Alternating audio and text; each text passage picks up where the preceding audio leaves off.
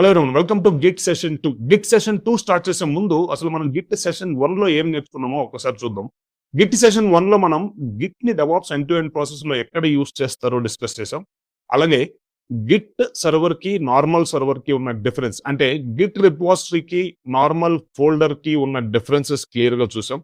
Git advantages ఏంటో చూసాం. అలాగే డెవలపర్ గిట్ ని ఎలా యూస్ చేస్తాడు, ఎక్కడ యూస్ చేస్తాడు, డెవాప్స్ ఇంజనీర్ ఎక్కడ యూస్ చేస్తాడు అనేది ఇది మొత్తం థియరిటికల్ గా మనం డిస్కస్ చేసాం ఇన్ డీటెయిల్ గా. అలాగే బిల్డ్ ప్రాసెస్ కూడా మనం క్లియర్ గా నేర్చుకున్నాం. బిల్డ్ ప్రాసెస్ అంటే ఏంటి, డెవాప్స్ ఇంజనీర్ ఎందుకు బిల్డ్ ప్రాసెస్ చేస్తాడు, అది యాక్చువల్ గా డెవలప్మెంట్ టీమ్స్ రెస్పాన్సిబిలిటీ అయినప్పటికీ, సో అది కంప్లీట్ గా కోడింగ్ నాలెడ్జ్ అవసరం అయినప్పటికీ డెవాప్స్ ఇంజనీర్ కోడింగ్ నాలెడ్జ్ లేకుండా ఎలా బిల్డ్ చేస్తాడు జావా కోడ్ ని బిల్డ్ టూల్ యూస్ చేసి అనేది మనం ఇన్ డీటెయిల్ గా మనం డిస్కస్ చేసాం. ఫైన్. సో ఎవరైనా గిట్ సెషన్ 1 చూడకపోతే వెంటనే చూడండి. సో అందులో నేను క్లియర్ గా అసలు ఇంట్రడక్షన్ ఇచ్చున్నా. ఫైన్. సో ఈ గిట్ సెషన్ 2 లో మనం ఏం నేర్చుకుంటామంటే అసలు గిట్ సర్వర్ ని మనం ఎలా సెటప్ చేస్తాం, గిట్ సర్వర్ ని ఎలా సెటప్ చేస్తాం, అలాగే గిట్ హబ్ అంటే ఏంటి, గిట్ హబ్ లో గిట్ రిపోజిటరీస్ ని మనం ఎలా క్రియేట్ చేస్తాం, so how many types of Git repositories ఎన్ని టైప్స్ ఉన్నాయి, సో ఇవన్నీ డీటెయిల్ గా మనం నేర్చుకుంటాం. సో వీడియో చివరి వరకు చూడండి గైస్. ఇంకా ఎవరైనా మన ఛానల్ సబ్స్క్రైబ్ చేసుకోకపోతే వెంటనే సబ్స్క్రైబ్ చేసుకోండి, ఎందుకంటే నేను ఇందులో గిట్ కోర్స్ కంప్లీట్ గా తెలుగులో ఫ్రీగా ఇస్తున్నాను. అలాగే ఏడబ్ల్యూఎస్ కోర్స్ తెలుగులో ఫ్రీగా from basic to advance level ఇస్తున్నాను. ఇంకా Linux and shell scripting basics ఇస్తున్నాను. అలాగే డెవాప్స్ కంటెంట్, ఏ కంటెంట్, ఇంకా ఇండస్ట్రీ ట్రెండ్స్ ఎలా ఉన్నాయో నేను ఇందులో పోస్ట్ చేస్తుంటాను. అలాగే DevOps interview persons mock interviews కూడా నేను ఇందులో అప్లోడ్ చేస్తాను. కాబట్టి మీరు సబ్స్క్రైబ్ చేసుకుంటే నేను వీడియో పోస్ట్ చేసినప్పుడల్లా మీకు అలర్ట్ వస్తుంటుంది, ఇన్స్టెంట్ అలర్ట్. ఫైన్. అలాగే లైక్ చేయటం అస్సలు మర్చిపోవద్దు. ఈ వీడియో నచ్చితే వెంటనే లైక్ చేయండి ఫస్ట్, ఎందుకంటే ఈ వీడియో ఎంత లైక్ చేస్తే అంతమందికి రీచ్ అవుతుంది, ఇది అంతమందికి యూజ్ అవుతుంది ఎవరైతే ఫ్రీగా క్లౌడ్ కోర్సెస్ నేర్చుకోవాలన్నమాట. కాబట్టి ఇప్పుడే లైక్ చేయండి please. Fine. Yeah. So topics covered in this video. ఈ వీడియోలో మనం ఏం కవర్ చేయబోతున్నాం అంటే ఒక పాయింట్ చదవండి ఒకసారి. So first point, how to set up Git server. Git server ని ఎలా సెటప్ చేయొచ్చు, అంటే ఎన్ని మెథడ్స్ ఉన్నాయి. తర్వాత what is Git hub, Git hub అంటే ఏంటి, గిట్ హబ్ ని ఎందుకు యూస్ చేస్తాం, సో అడ్వాంటేజెస్ ఏంటి అనేది డిస్కస్ చేస్తాం. అలాగే third point, how to create Git hub account. Git hub ని యూస్ చేయాలంటే గిట్ హబ్ లో అకౌంట్ క్రియేట్ చేయాలి. సో అది ఎలా క్రియేట్ చేస్తాం అనేది కూడా నేను ఇందులో ఎక్స్ప్లెయిన్ చేస్తాను. దాన్ని చూసి మీరు గిట్ హబ్ అకౌంట్ క్రియేట్ చేయండి. Fine. So next last point, how to create Git repository. Git hub లో రిపాజిటరీని ఎలా క్రియేట్ చేస్తాం, ఎన్ని టైప్స్ ఆఫ్ రిపాజిటరీస్ ఉన్నాయి కూడా నేను ఇందులో ఎక్స్ప్లెయిన్ చేస్తాను. ఇది చూసి మీరు రిపాజిటరీ కూడా క్రియేట్ చేయండి. Yeah, let us jump into today's topic. Yeah guys, Git session 1 లో మనం ఏం నేర్చుకున్నామో ఒక్కసారి నేను చిన్న బ్రీఫ్ ఇస్తాను. ఇక్కడ చూడండి, ఈ ఫ్లిప్కార్ట్ అనే అప్లికేషన్ ని ఎగ్జాంపుల్ గా తీసుకొని, అంటే దీన్ని మనం జావాలో డెవలప్ చేస్తుంటే మనం ఎక్కడ గిట్ యూస్ చేస్తాం, ఎండ్ టు ఎండ్ ప్రాసెస్ ఎలా ఉంటుంది అనేది నేను ఎక్స్ప్లెయిన్ చేస్తాను ఈ డయాగ్రామ్ గీసి. సో జస్ట్ ఇక్కడ డెవలప్మెంట్ టీమ్, డెవ్ టీమ్ అంటే డెవలప్మెంట్ టీమ్ వాళ్ళు కోడ్ రాస్తారు. సో కోడ్ ని జావా కోడ్, ఆ జావా కోడ్ ని .java ఫైల్స్ లో రాస్తారు. ఆ .java ఫైల్స్ ని ఇక్కడికి గిట్ రిపాజిటరీస్ కి పుష్ చేస్తారు. అక్కడ నుంచి డెవాప్స్ ఇంజనీర్ దాన్ని క్లోన్ అంటే డౌన్లోడ్ చేసుకొని బిల్డ్ జనరేట్ చేస్తారు, బిల్డ్ ప్రాసెస్ చేస్తాడు. ఆ బిల్డ్ ప్రాసెస్ నుంచి వచ్చే అవుట్పుట్ ఏంటి, అవుట్కమ్ ఏంటి అంటే బిల్డ్ జనరేట్ అవుతుంది. సో flipkart.war ఆ బిల్డ్ ప్రాసెస్ ఎలా చేస్తాడు, బిల్డ్ ప్రాసెస్ అంటే ఏంటి అనేది నేను ఇన్ డీటెయిల్ గా ఎక్స్ప్లెయిన్ చేస్తాను సెషన్ 1 లో. ఎవరైనా సెషన్ 1 చూడకపోతే వెంటనే చూడండి, అప్పుడే మీకు ఈ సెషన్ 2 అర్థమవుతుంది. అలాగే సెషన్ 2 చూస్తేనే సెషన్ 3 అర్థమవుతుంది. ఒకదానికి ఇంటర్ రిలేట్. సో ప్రతి ఒక్కటి, సో కాబట్టి ఆర్డర్లో నేర్చుకోండి. ఫైన్. ఇప్పుడు నేను మళ్ళీ మొత్తం నేను ఎక్స్ప్లెయిన్ చేయట్లేదు సెషన్ 1 లో నేను ఏం చెప్పింది. ఇక్కడ ఏంటంటే ఈ గిట్ సర్వర్ ని యూస్ చేయాలి అనుకున్నాం, అది ఎక్కడ యూస్ చేస్తారో కూడా మనం నేర్చుకున్నాం. అయితే ఈ గిట్ సర్వర్ ని ఎలా సెటప్ చేయాలి, సో నేను అది కూడా జస్ట్ బ్రీఫ్ గా ఎక్స్ప్లెయిన్ చేశాను, బట్ స్టిల్ మళ్ళీ నేను ఎక్స్ప్లెయిన్ చేస్తాను ఒకసారి.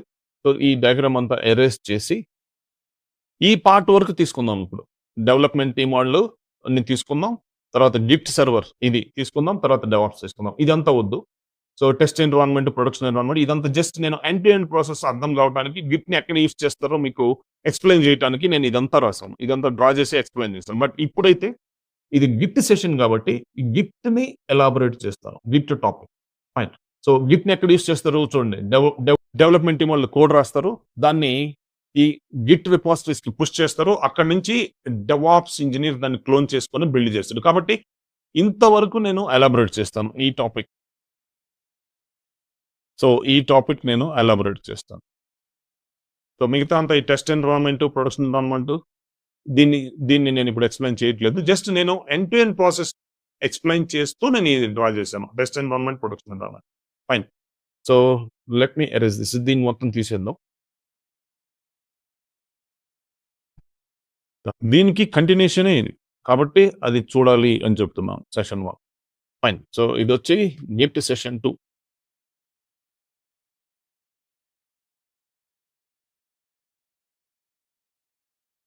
Gift session 2. గిఫ్ట్ సెషన్ 2లో ఫస్ట్ డెవలపర్ ఇక్కడ ఉంటాడు. డెవలపర్ ఇక్కడ ఉంటాడు కదా. సో జస్ట్ సేమ్ డయాగ్రామే నేను మళ్ళీ ఇస్తున్నాను. ఓన్లీ గిట్ పార్ట్ వరకు డెవలపర్ ఇక్కడ ఉండి కోడ్ రాసి దాన్ని గిట్ సర్వర్కి పుష్ చేస్తాడు. సో ఇది గిట్ సర్వర్ అనుకో, ఇక్కడికి పుష్ చేస్తాడు. ఇక్కడ నుంచి గిట్ సర్వర్ నుంచి డెవాప్స్ ఇంజనీర్ క్లోన్ చేసుకుంటాడు అనుకున్నాం కదా. ఇక్కడ డెవాప్స్ ఇంజనీర్ ఉంటాడు, ఆ డెవాప్స్ టీమ్. ఫైన్. అయితే ఇక్కడ నేను just let me right one name. ఇది డెవ్ టీమ్. ఇది వచ్చి ఏమంటారు, ఇక్కడ గిట్ సర్వర్ని ఎలా సెటప్ చేస్తామో కూడా నేను ఇప్పుడు చూపుతాను. గిట్ సర్వర్ అయితే ఇది డెవాప్స్ ఇంజనీర్. ఫైన్. ఇక్కడ గిట్ రిపాజిటరీ ఉంటుంది గిట్ సర్వర్లో. గిట్ రిపాజిటరీ ఏంటి? గిట్ రిపాజిటరీ అంటే ఏంటంటే జస్ట్ ఒక ఫోల్డర్ లాంటిది. మనం నార్మల్ సర్వర్లో ఫోల్డర్ క్రియేట్ చేస్తే నార్మల్ ఫోల్డర్ అంటాం. ఇందులో చేస్తే దాన్ని రిపాజిటరీ అంటాం, గిట్ రిపాజిటరీ అంటాం. సో దీనికి ఈ ఫోల్డర్కి లేదా ఈ రిపాజిటరీకి ఒక నేమ్ ఇస్తే, ఫ్లిప్కార్ట్ ప్రాజెక్ట్ గురించి మనం మాట్లాడుతున్నాం కాబట్టి ఫ్లిప్కార్ట్ అని నేమ్ ఇస్తాం. తర్వాత ఫ్లిప్కార్ట్ డాట్ గిట్ అవుతుంది. సో డాట్ గిట్ అనేది ఎక్స్టెన్షన్. అయితే నేను ఇక్కడ ఫ్లిప్కార్ట్ అనే రిపాజిటరీ నా గిట్హబ్ అకౌంట్లో ఆల్రెడీ ఉంది కాబట్టి నేను ఇంకొక చిన్న నేమ్ ఇస్తాను దీనికి. ఫ్లిప్కార్ట్ వై అని ఇస్తాను. జస్ట్ సంథింగ్ వైటీ అని ఇస్తాను. Flipkart YT. ఫైన్. సో దీన్ని నేను ఇప్పుడు కనెక్ట్ చేస్తాను. ఈ డెవ్ మోడల్ ఇక్కడికి పుష్ చేస్తారు జావా కోడ్. ఇక్కడ నుంచి డెవాప్స్ మోడల్లో దీన్ని క్లోన్ చేసుకుంటారు. ఫైన్. ఇది బాగానే ఉంది. బట్ ఇక్కడ జావా ఫైల్స్లో రాస్తారు అనుకున్నాం కదా జావా కోడ్. సెషన్ 1లో నేను ఎక్స్ప్లెయిన్ చేస్తాను. జావా ఫైల్స్లో రాసిన దాన్ని ఇక్కడికి పుష్ చేస్తారు. బట్ ఈ గిట్ సర్వర్ని ఎలా సెటప్ చేయాలి? గిట్ సర్వర్ బాగానే ఉంది. గిట్ సర్వర్ని ఎలా సెటప్ చేయాలి? It's our responsibility, DevOps engineers responsibility ఇది. ఎలా అంటే 2 మెథడ్స్ ఉన్నాయి. ఫస్ట్ నేను బేసిక్గా చెప్తాను. సో 2 మెథడ్స్ ఏంటంటే, ఫస్ట్ మెథడ్ వచ్చి ఆన్ ప్రెమిస్ అంటే ఏంటంటే మన డేటా సెంటర్లో, మీ ఆఫీస్ ప్రెమిసెస్లో డేటా సెంటర్ లేదా డేటా సెంటర్లో ఒక సర్వర్ తీసుకొని ఆ సర్వర్లో గిట్ని ఇన్స్టాల్ చేయొచ్చు. సో గిట్ ఇన్స్టాలేషన్ చాలా easy. It's 1 minute work. Fine. So తర్వాత ఒక సర్వర్ చాలదు కదా, ఇందులో రిపాజిటరీ క్రియేట్ చేస్తాం. ఒక సర్వర్ చాలదు కదా, ఎందుకంటే మనం ఈ కోడ్ అంతా తీసుకెళ్ళి, ఈ డెవలపర్స్ రాసిన కోడ్ అంతా తీసుకెళ్ళి దీంట్లో పెట్టినప్పుడు ఈ సర్వర్ ఏదైనా డౌన్ అయితే, ఏదైనా అవుటేజ్ వస్తే, so lose the data. So ఆ కోడ్ అంతా పోద్ది. సో కోడ్ అంతా పోయినప్పుడు it's waste. So complete efforts అంతా వేస్ట్. అందుకే దీనికి మళ్ళీ బ్యాకప్ సర్వర్స్ కావాలి. సో ఎనీహౌ ఒక సర్వర్ అయితే చాలదు, మల్టిపుల్ సర్వర్స్ కావాలి. మళ్ళీ వీటన్నిటిని ఒక డేటా సెంటర్లో పెట్టాలి, అంటే ఒక ప్లేస్లో. తర్వాత ఇవి కాకుండా మళ్ళీ బ్యాకప్ సర్వర్స్ మెయింటైన్ చేయాలి మనం. బ్యాకప్ సర్వర్స్ అంటే ఫర్ ఎగ్జాంపుల్ ఈ డేటా సెంటర్లో ఏదైనా డ్యూ టు న్యాచురల్ కెలామిటీ, ఏదైనా డిజాస్టర్ వస్తే, ఏదైనా ఫ్లడ్స్ వస్తే, సైక్లోన్ వస్తే, సో ఇది ఏదైనా ఎఫెక్ట్ అయిందంటే మళ్ళీ ఇమ్మీడియట్గా మనం ఈ కోడ్ని యాక్సెస్ చేసేదానికి బ్యాకప్ డేటా సెంటర్ అంటే వేరే, అంటే ఫర్ ఎగ్జాంపుల్ ఇది హైదరాబాద్లో ఉంది, మళ్ళీ మనం దీన్ని ముంబైలోనో లేకపోతే యూఎస్లోనో మనం సెట్ చేసుకోవాలి. ఈ మల్టిపుల్ సర్వర్స్ ఉన్నప్పుడు ఈ మెయింటెనెన్స్ కూడా కొంచెం డిఫికల్ట్గానే ఉంటుంది. ఈ సర్వర్స్ అన్నిటినీ మేనేజ్ చేయాలంటే మనకి మళ్ళీ హార్డ్వేర్ టీమ్స్ కావాలి, ఏదైనా హార్డ్వేర్ రిలేటెడ్ ఇష్యూస్ వచ్చినప్పుడు. అలాగే ఇంకా నెట్వర్కింగ్ టీమ్ కావాలి. ఇంకా లాట్ ఆఫ్ ఎక్స్టర్నల్ టీమ్స్ నుంచి సపోర్ట్ కావాలి. ఏదైనా స్టోరేజ్ ఇష్యూస్ వస్తుంటాయి, ఈ హార్డ్వేర్ రిలేటెడ్ ఇష్యూస్ వస్తుంటాయి. ఇదంతా రిస్క్. సో, అందుకే మనం ఏం చేస్తామంటే ఇలా వెళ్ళకుండా క్లౌడ్‌కెళ్తాం. క్లౌడ్ అంటే ఏంటంటే, క్లౌడ్ అంటే ఏంటంటే ఏడబ్ల్యూఎస్‌ఓ, అజూరో కాదు. ఏడబ్ల్యూఎస్, అజూర్ అనేది పబ్లిక్ క్లౌడ్ ప్రొవైడర్స్. ఏడబ్ల్యూఎస్, అజూర్‌లో ఏది కావాలన్నా దొరుకుతుంది. ఎనీ ఐటీ ఇన్‌ఫ్రాస్ట్రక్చర్ ఏది కావాలన్నా మనం పబ్లిక్ క్లౌడ్ ప్రొవైడర్ నుంచి అంటే ఏడబ్ల్యూఎస్ నుంచి, అజూర్ నుంచి, గూగుల్ క్లౌడ్ నుంచి తీసుకోవచ్చు. ఆ క్లౌడ్ కాదు ఇది. ఇది ఎలాంటి క్లౌడ్ అంటే ఓన్లీ గిట్ సర్వీసెస్‌నే ఇది ప్రొవైడ్ చేస్తది. గిట్ హబ్ అంటాం. ఓన్లీ గిట్ సర్వీసెస్‌నే ప్రొవైడ్ చేస్తది. గిట్ హబ్ అంటాం దాన్ని. గిట్ హబ్‌లో మనం డైరెక్ట్‌గా రిపాజిటరీ క్రియేట్ చేసుకోవచ్చు. ఆ రిపాజిటరీని యూజ్ చేసుకోవచ్చు. So, Git hub is a cloud which will provide only Git services. Git services మాత్రమే ఉంటాయి. ఇక్కడ నాకు ఏడబ్ల్యూఎస్‌లో లాగా వర్చువల్ సర్వర్ కావాలి, లేకపోతే S3 కావాలి అంటే కుదరదు. ఇక్కడ ఓన్లీ గిట్ సర్వీసెస్ మాత్రమే ఉంటాయి. ఫైన్. సో, అయితే ఇప్పుడు మనం ఈ రిస్క్ అంతా, ఈ మెయింటెనెన్స్ అంతా బదులు మనం డైరెక్ట్‌గా గిట్ హబ్‌లోకి వెళ్ళిపోయి మనం యూజ్ చేసుకోవచ్చు. రిపాజిటరీస్ క్రియేట్ చేసుకోవచ్చు. అయితే గిట్ హబ్‌ని యూజ్ చేసుకోవాలంటే గిట్ హబ్‌లో ఒక అకౌంట్ క్రియేట్ చేసుకోవాలి. It's absolutely free. సో, దానికి మనం ఏం పే చేయని అవసరం లేదు. గిట్ హబ్‌లో మనకేం debit card, credit card use చేయాల్సిన అవసరం లేదు. సో, డైరెక్ట్‌గా ఎళ్లి మనం అకౌంట్ క్రియేట్ చేసుకోవచ్చు. అందుకే ఈ గిట్ సర్వర్‌ని తీసేసి నేను గిట్ హబ్ అని రాయబోతున్నాను. Yeah! GitHub fine. So, git server అనే దానికంటే గిట్ హబ్ అనాలి. ఓకేనా? మీకు అర్థం కావటం కోసం. యాహ్! గిట్ హబ్ ఇది. ఇప్పుడు ఈ గిట్ హబ్‌లో అకౌంట్ క్రియేట్ చేయాలనుకున్నాం గదా! ఎలా క్రియేట్ చేయాలి? అంటే జస్ట్ ఏం లేదు. సింపుల్‌గా గిట్ హబ్‌లో అకౌంట్ క్రియేట్ చేసి, అందులో మళ్ళీ రిపాజిటరీ ఎలా క్రియేట్ చేయాలో నేనిప్పుడు చూపిస్తాను ప్రాక్టికల్‌గా. ఈ వీడియో చూసి మీరు గూడా చేయండి. ఫైన్. ఒక బ్రౌజర్ ఓపెన్ చేయండి. సో, ఇలా బ్రౌజర్ ఓపెన్ చేసి ఏం లేదు. సింపుల్‌గా GitHub account creation. GitHub account creation అంతే. టైప్ చేస్తే చూడండి ఇక్కడ ఫస్ట్ లింక్ ఉంది గదా! Sign up for GitHub. Sign up అంటే ఏంటి? ఫస్ట్ టైమ్ మనం లాగిన్ అయ్యేదాన్ని సైన్ అప్ అంటాం అంతే. ఫస్ట్ టైమ్ యూజ్ చేస్తాం. ఒకసారి క్రెడెన్షియల్స్ అకౌంట్ ఓపెన్ చేసిన తర్వాత సైన్ ఇన్. సో, సేమ్ మన జీమెయిల్ లాగా. యాహ్! ఇదొక వెబ్‌సైట్ లాగా ఉంటది. ఇది గిట్ హబ్ అనేది ఇట్స్ క్లౌడ్ ఫర్ గిట్ అయినప్పటికీ ఒక వెబ్‌సైట్ లాగా. సో, నాకు ఆల్రెడీ అకౌంట్ ఉంది కాబట్టి ఇది డైరెక్ట్‌గా సైన్ ఇన్ అయిపోయింది. సో, ఇది నా అకౌంట్. అలా కాకుంటే నేను జస్ట్ సైన్ ఔట్ చేసి మీకు చూపిస్తాను. So, sign out. Yes. Sign out. Yeah! So, ఇలా వస్తది మీకు. ఇలా వచ్చినప్పుడు, ఇలా వచ్చినప్పుడు sign up sign up for GitHub అనైనా సెలెక్ట్ చేసుకోవచ్చు. లేకపోతే సైన్ అప్ ఉంది కదా! ఇక్కడ టాప్ రైట్ కార్నర్‌లో. సో, దీన్ని సెలెక్ట్ చేసుకోండి. దీన్ని సెలెక్ట్ చేసుకున్నప్పుడు ఏమవుతదంటే ఇక్కడ చూడండి. ఈమెయిల్ ఉంది కదా! ఇక్కడ మీ ఈమెయిల్ అడ్రెస్ ఇవ్వండి. సో, మీ ఈమెయిల్ అడ్రెస్ జీమెయిల్ అడ్రెస్ ఇవ్వచ్చు. మీ పాస్వర్డ్ ఇవ్వండి. ఆ మెయిల్ ఐడీ పాస్వర్డే ఇచ్చేసేయండి ఇక్కడ. తర్వాత యూజర్ నేమ్ వచ్చి మీ నేమ్ ఇవ్వండి. అంటే గిట్ హబ్‌లో అకౌంట్ యూజర్ నేమ్ ఏముండాలి అనేది ఇక్కడ. సో, తర్వాత ఇండియా రీజియన్ సెలెక్ట్ చేసుకోండి. తర్వాత ఇది సెలెక్ట్ చేసుకోండి ఈ చెక్ బాక్స్. తర్వాత క్రియేట్ అకౌంట్ కొట్టిన వెంటనే మీకు ఒక ఓటీపీ వస్తది. ఒక మీ మెయిల్ ఐడీకి. ఓటీపీని ఎంటర్ చేశారంటే మీకు అకౌంట్ క్రియేట్ అయిపోద్ది. అంతే. It's 1 minute, 2 minutes work. Fine. అలా క్రియేట్ అయిన తర్వాత మీరు ఇక్కడికెళ్తారు. సైన్ ఇన్ కొట్టాం కదా! యాహ్! ఇక్కడ ఈ పేజ్ వస్తది. సైన్ ఇన్ కొడితే తర్వాత మీ యూజర్ ఐడీ అంటే మీరేదైతే యూజర్ ఐడీ ఇచ్చారో, యూజర్ నేమ్ ఏదైతే ఇచ్చారో, నా యూజర్ నేమ్ వచ్చి user name of GitHub account. నా యూజర్ నేమ్ వచ్చి ప్రసాద్-SRK. సో, ఇది నేను. తర్వాత పాస్వర్డ్ మీరు ఏదైతే ఇచ్చారో అది. So, password and user name గుర్తుండేటలాగా ఇవ్వండి. మీకు కన్వీనియంట్‌గా గుర్తుండేలాగా ఇవ్వండి. సో, ఇచ్చిన వెంటనే సైన్ ఇన్ అవుతది. Yes. You will get this page. ఇది నా గిట్‌హబ్ పేజ్ ఇది. సో, అయితే నాకు ఇక్కడ చాలా రిపాజిటరీస్ ఉన్నాయి. సో, ఇది చాలా మీకైతే ఇది ah, if you are new to this GitHub so, మీకు ఇదంతా ఎంప్టీగా ఉంటుంది. అయితే ఇప్పుడు రిపాజిటరీ క్రియేట్ చేయాలి కదా! గిట్‌హబ్‌లో అకౌంట్ క్రియేట్ చేశాను నేను. గిట్‌హబ్‌లో అకౌంట్ చూడండి. గిట్‌హబ్‌లో అకౌంట్ క్రియేట్ చేశాను. ఇక్కడికెళ్ళాను. లాగిన్ అవ్వగలిగాను. లాగిన్ అయిన తర్వాత నేను ఈ రిపాజిటరీ క్రియేట్ చేయాలి. flipkartyt.git అనేదాన్ని. flipkartyt.git అనేదాన్ని నేనిప్పుడు క్రియేట్ చేస్తాను. చూడండి న్యూ ఉంది గదా! ఈ న్యూ గ్రీన్ కలర్ దాన్ని క్లిక్ చేస్తే మీకు ఇది వస్తుంది. చూడండి ఇక్కడ క్రియేట్ ఎ న్యూ రిపాజిటరీ అని వచ్చింది కదా. ఫైన్. ఇక్కడ ఓనర్ అంటే ఆబ్వియస్‌గా మీరే. ఏ ఐడీతో అయితే లాగిన్ అయ్యి ఉన్నారో అది ఓనర్. ఇది ప్రసాద్-SRT. ఇక్కడ రిపాజిటరీ నేమ్ ఏది కావాలో మేము ఏబీసీ XYZ మీకు ఏది కావాలో.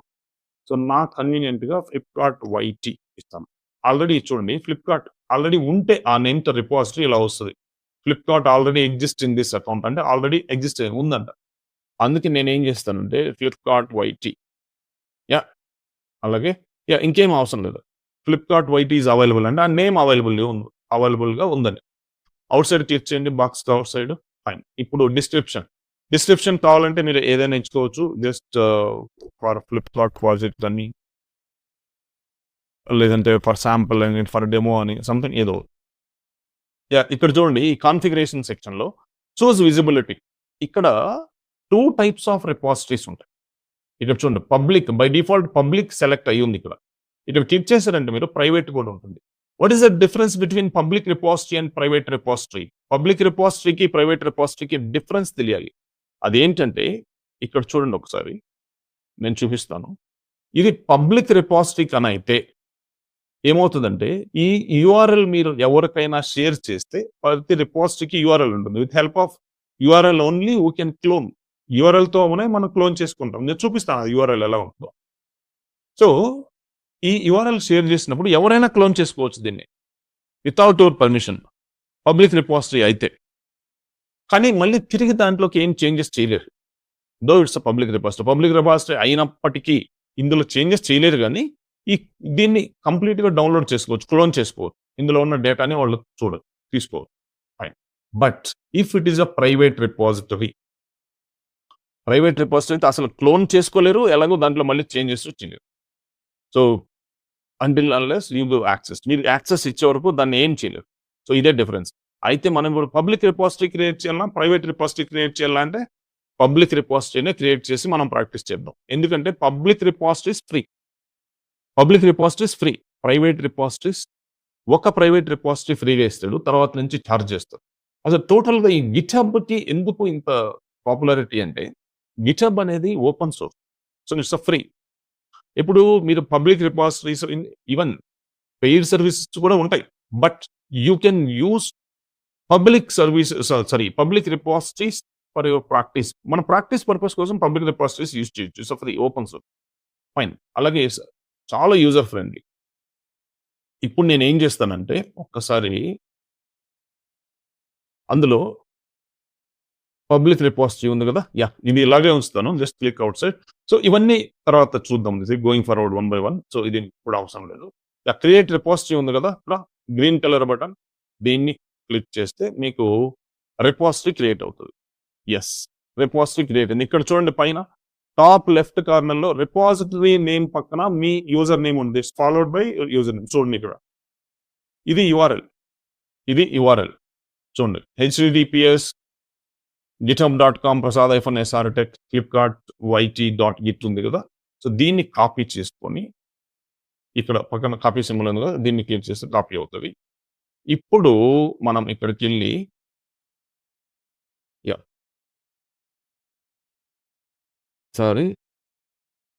ఇందులో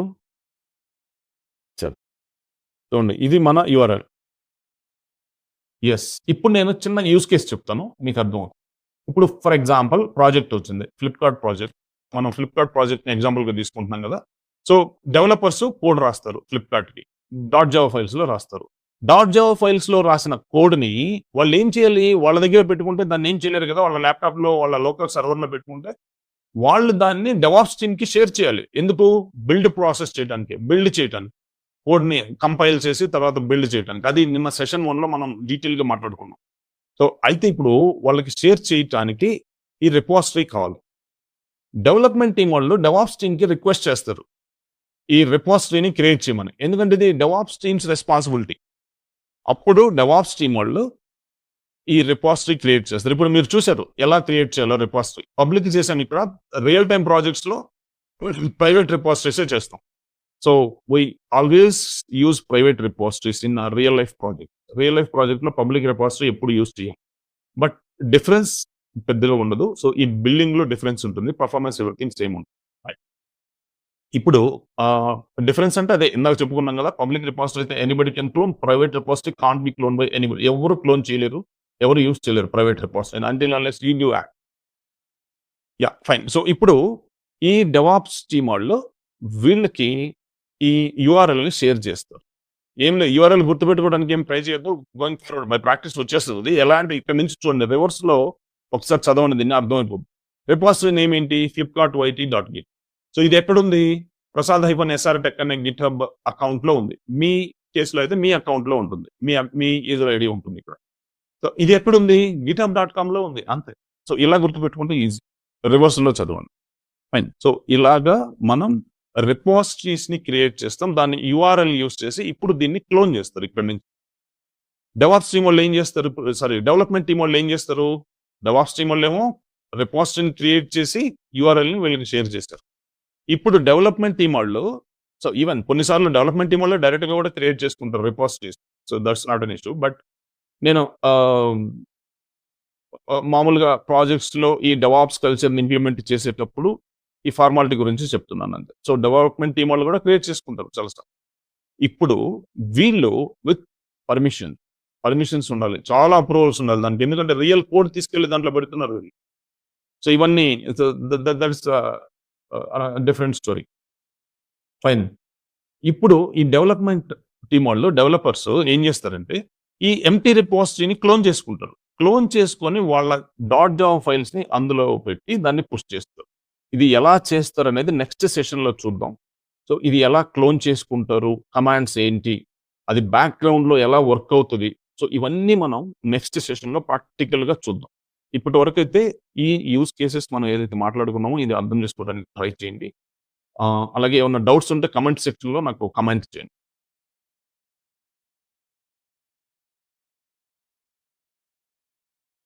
thank you guys. Hope you understood today's session. So, ఈ సెషన్ అర్థమైంది అనుకుంటాను మీకు. అర్థం కాకపోతే నాకు కామెంట్ సెక్షన్‌లో నాకు కామెంట్ చేయండి. సో, నేను రిప్లై ఇస్తాను. అలాగే మన ఛానల్ ఎవరైనా సబ్స్క్రైబ్ చేసుకోకపోతే వెంటనే సబ్స్క్రైబ్ చేసుకోండి. ఎందుకంటే నేను వీడియో రిలీజ్ చేసినప్పుడల్లా మీకు అలర్ట్ మెసేజ్ వస్తుంటుంది. అలాగే వీడియోని లైక్ చేయండి. మర్చిపోవద్దు అస్సలు. లైక్ చేసినప్పుడు నేను ఎక్కువ మందికి రీచ్ అవుతుంది. ఎవరికైతే మన ఫ్రీ క్లౌడ్ కోర్సెస్, ఈ గిట్ కోర్స్ ఇవి అవసరమవుతుందో వాళ్ళకి రీచ్ అవుతుంది. Fine guys. అలాగే న్యూ డెవాప్స్ బ్యాచెస్ కోసం డిస్‌ప్లే అవుతున్న నంబర్స్‌కి కాల్ చేయండి. నేనే మాట్లాడతాను. మీకు ఏ డౌట్స్ ఉన్నా నేను క్లియర్ చేస్తాను. Thank you guys. See you next session 3.